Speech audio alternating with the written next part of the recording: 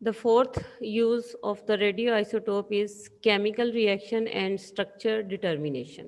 ठीक है, कि किसी भी केमिकल रिएक्शन को ट्रेस आउट करने के लिए कि उस केमिकल रिएक्शन में कौन कौन से रिएक्टेंट्स हैं और वो कहाँ कहाँ से जो इंटरमीडिएट स्टेप्स हैं वो कौन से हैं और जो इंटरमीडिएट कंपाउंड्स बन रहे हैं वो कौन से हैं, उनको ट्रेस आउट करने के लिए रेडियो आइसोटोप्स हैं वो यूज़ किए जाते हैं. ठीक है, for example, the radioisotopes are used in a chemical reaction to follow a radioactive element during the reaction and ultimately to determine the structure.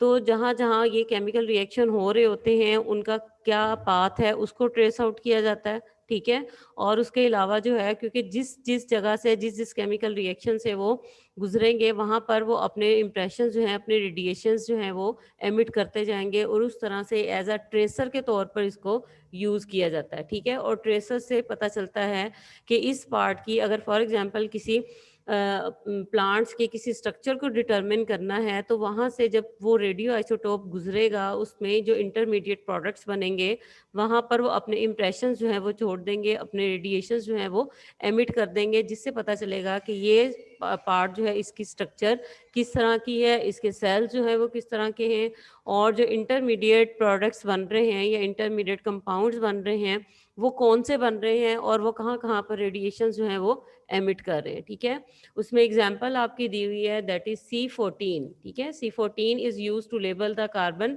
Dioxide. अब कार्बन डाइऑक्साइड में जो कार्बन है वो अगर C14 यूज किया जाए as CO2 is used by the plant for photosynthesis to form glucose.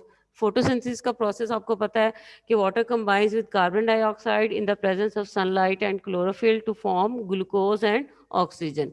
अब ये जब ग्लूकोज बनता है एक्चुअली तो आपको ये एक ही स्टेप लग रहा है ना कि एक सिंगल स्टेप है, but this is a series of steps. ठीक है, series of in chemical reactions जिसमें बहुत सारे इंटरमीडिएट स्टेप्स हैं.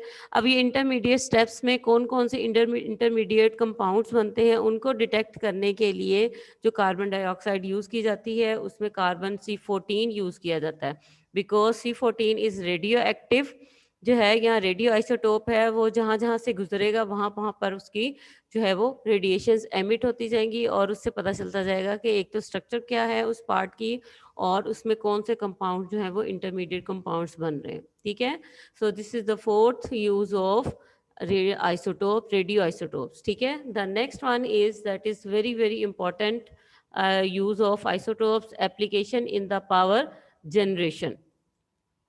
अब जैसा कि radioactive isotopes are use to generate electricity by carrying out control nuclear fission reactions in the nuclear reactors. ठीक है, न्यूक्लियर रिएक्टर्स क्या हैं? वो इंस्ट्रूमेंट्स हैं या वो डिवाइसेस हैं जिनके अंदर ये न्यूक्लियर रिएक्शंस जो हैं वो होते हैं. अब न्यूक्लियर फिजन रिएक्शन क्या है? फिजन रिएक्शन में फिजन मीन टूटना, एक चीज़ का टूटकर दो या दो से ज़्यादा में डिवाइड हो जाना. सो न्यूक्लियर फिजन रिएक्शंस कौन से होते हैं कि जिसमें कोई एक एलिमेंट या एक एलिमेंट का जो न्यूक्लियस है वो उसको जब रेडिएशंस दी जाती हैं कोई फास्ट मूविंग पार्टिकल्स उसके साथ टकराते हैं तो क्या होता है कि वो टूट के दो या दो से ज़्यादा न्यूक्लियाई में डिवाइड हो जाता है और इस प्रोसेस में बहुत ज़्यादा एनर्जी जो है वो जनरेट होती है.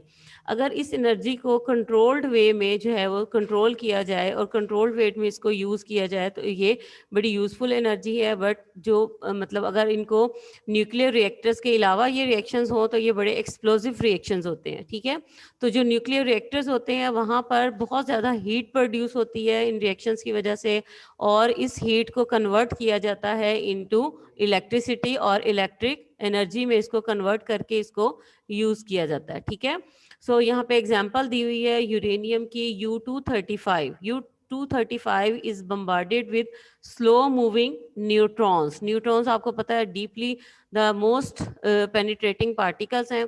जब ये यूरेनियम के साथ इनको बम्बार्डमेंट की जाती है तो uranium nucleus breaks up to produce barium 139. Two nucleus बन जाते हैं, टू न्यूक्लियर बन जाते हैं इसके. ठीक है, एक है barium 139, the next one is krypton 94. ठीक है, कौन से दो न्यूक्लियस बन रहे हैं? बेरियम 139 है और क्रिप्टॉन 94 है. सो उसके इस रिएक्शन में अब 3 न्यूट्रॉन्स जो है वो जनरेट हो रहे हैं. ठीक है। 3 न्यूट्रॉन्स जो है वो जनरेट हो रहे हैं और इस रिएक्शन में, इस फिजन रिएक्शन में बहुत ज़्यादा एनर्जी जो है वो प्रोड्यूस होती है, जिसको यूटिलाइज किया जाता है टू जनरेट द इलेक्ट्रिसिटी। अब यहाँ पर आप देखें कि जो 3 न्यूट्रॉन्स जो है वो जनरेट हुए हैं, actually this is a chain reaction. ठीक है, चेन रिएक्शन में क्या होता है कि जैसे एक न्यूट्रॉन ने एक यूरेनियम को जो है वो उसका फिजन किया, तो 3 न्यूट्रॉन्स जो है वो नेक्स्ट 3 यूरेनियम न्यूक्लियस के फिजन रिएक्शन में यूज हो सकते हैं।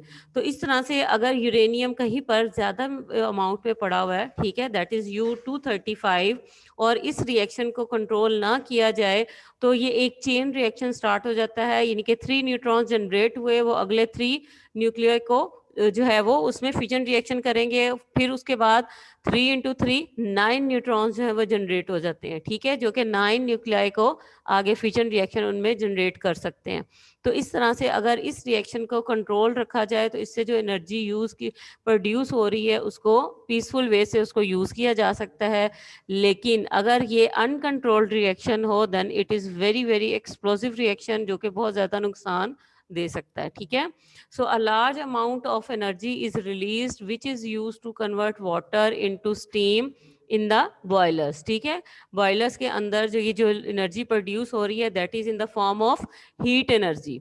तो ये जो इंडस्ट्रीज़ हैं, बड़ी बड़ी इंडस्ट्रीज़ हैं, वहाँ पर ये हीट एनर्जी जो है वो बॉयलर्स में यूज़ की जाती है और उसमें वाटर का टेम्परेचर इतना ज़्यादा इंक्रीज़ कर दिया जाता है कि वाटर बॉयल होकर स्टीम में कन्वर्ट होता है।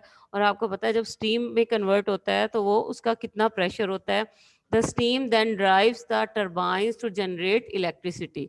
तो जो उस स्टीम से जो प्रेशर जनरेट होता है उसके ज़रिए से वो टर्बाइंस रन की जाती हैं जिनमें इलेक्ट्रिसिटी जनरेट होती है। This is the peaceful use of atomic energy for development of a nation.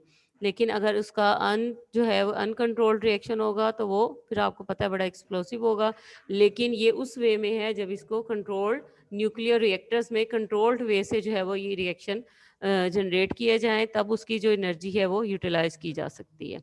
जी, यहाँ पर आपका चैप्टर भी कंप्लीट हो गया है और आपके यूजेस जो हैं वो भी कंप्लीट हो गए हैं।